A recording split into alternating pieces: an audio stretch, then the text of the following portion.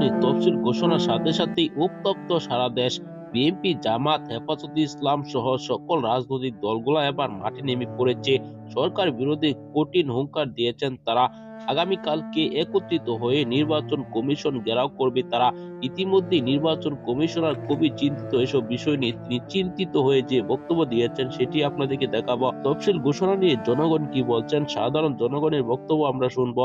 প্রথমে আমরা দেখে আসি যে জেলায় জেলায় যে বিক্ষোভ মিছিল করছে বিএনপি সহ অন্যান্য নেতা কর্মীরা, সেই ভিডিওটি দেখে তারপর আমরা বিস্তারিত দেখবো। সেই ভিডিওটি খুবই গুরুত্বপূর্ণ একটি ভিডিও, তাই ভিডিওটি না টেনে দেখতে থাকুন। অবশ্যই আপনার মূল্যবান মতামত কমেন্টে জানাবেন।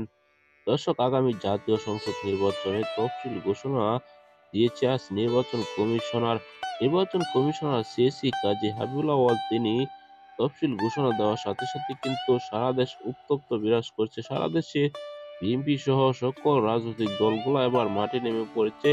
তারা মিছিল করেছে, মশাল মিছিল। তারা কিন্তু কঠিন আলটিমেটাম দিয়েছেন সরকারকে। সরকার পদত্যাগ করে নির্দলীয় নিরপেক্ষ তত্ত্বাবধায়ক সরকার দিতে হবে, তাহলে এই নির্বাচন হতে দেওয়া হবে না বলে তারা বক্তব্য দিচ্ছেন।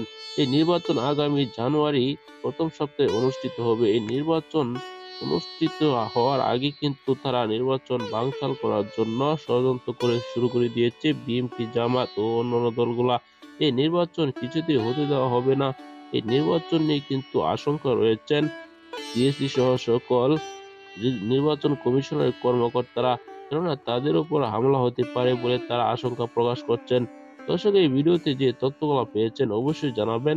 পরবর্তী এরকম ভিডিওগুলো পেতে চ্যানেলটিকে সাবস্ক্রাইব করবেন।